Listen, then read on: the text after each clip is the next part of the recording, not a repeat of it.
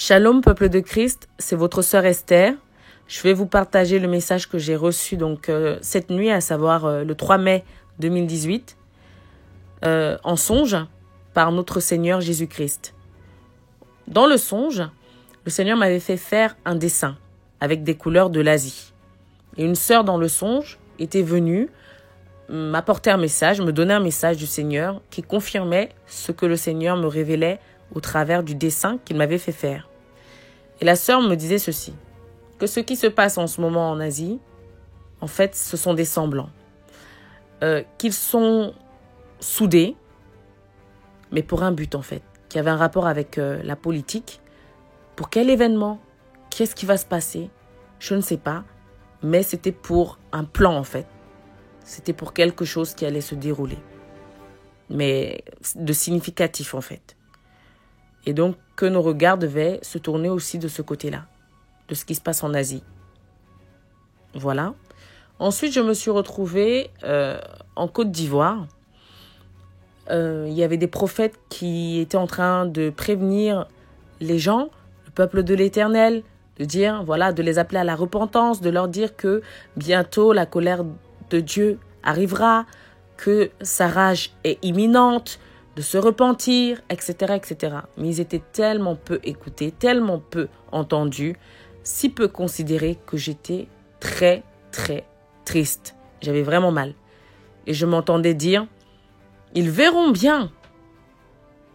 Lorsque sa colère viendra, ils verront bien.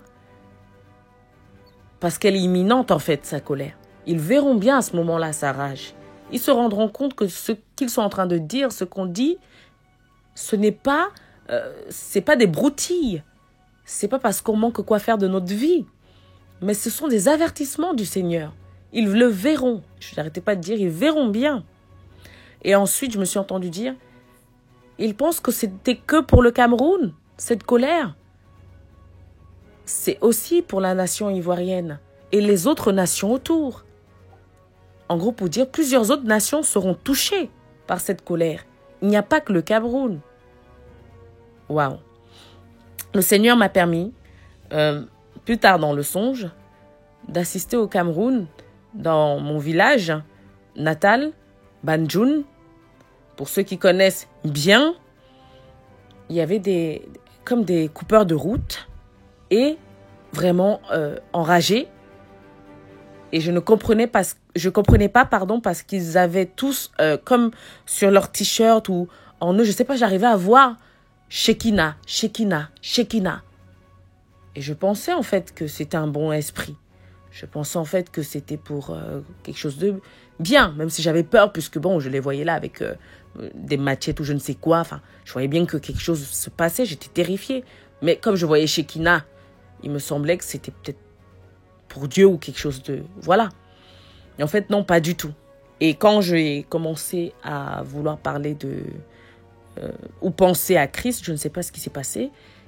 C'est comme s'ils m'ont repéré. Et là, j'ai voulu faire comme si de rien n'était et avancer. Mais ils m'ont dévancé. Ils voulaient entrer là où on habite, en fait. Voilà, chez mes grands-parents. Ils voulaient, en fait, entrer là-bas avec cet esprit-là, en fait. Et c'est comme si c'est cet esprit qui les dirigeait, qui les dominait. Car en fait, j'avais aperçu que lorsque des personnes, en fait, ne sont pas... Comment on peut dire ça? Lorsque l'un d'entre eux faisait quelque chose rempli de haine, c'est comme si cet esprit voulait profiter pour le féliciter. Comme s'il le félicitait, plus il avait de la haine ou des attitudes vraiment machiavéliques. En fait, il mettait Shekinah sur son dos. Alors, qu'est-ce que ça signifie? Je vous laisse vous-même interpréter, mais c'était ça. Je vous dis ce que j'ai vu. Il mettait ça, Shekinah, sur son dos. Je ne sais pas si eux, ils arrivaient à voir ce que cet esprit faisait, mais moi, j'arrivais à voir ce qu'il faisait, en fait. Et j'étais vraiment étonnée qu'ils veuillent emmener ça. Ils veulent nous faire croire, en gros, que c'est quelque chose de bien ou qu'on doit être forcé à croire en ça, en fait. Et bref, en la gloire de Shekinah ou je ne sais quoi.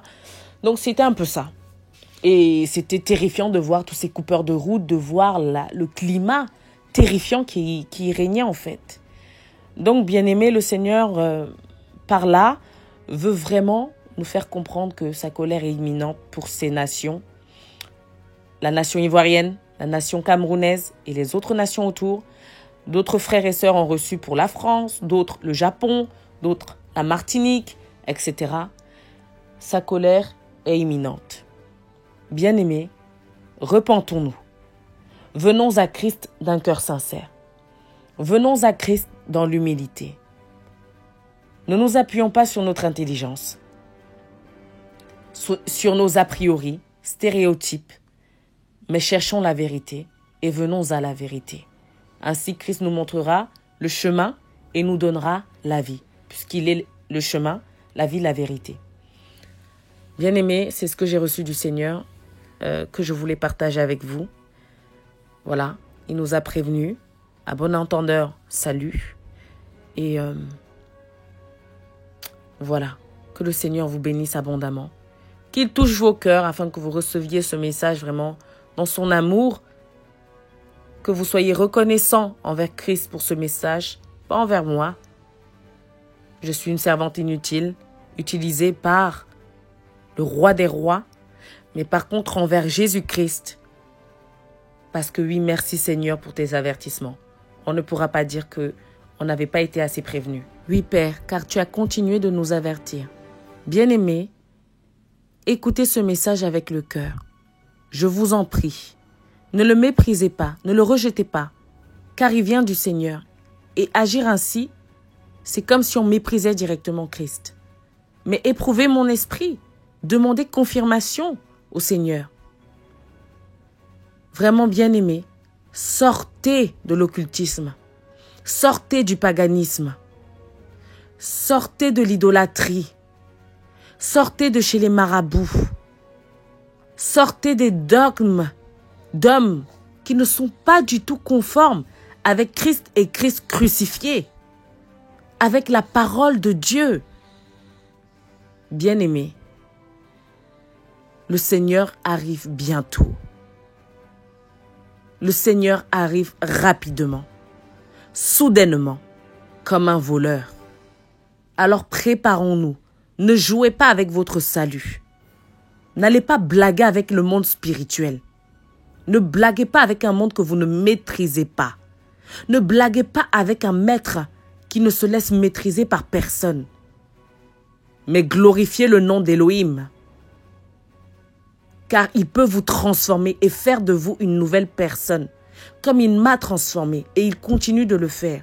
Il peut le faire pour vous aussi. Bien-aimés, donnez vos vies au Seigneur. Laissez cette rébellion. Laissez cet endurcissement.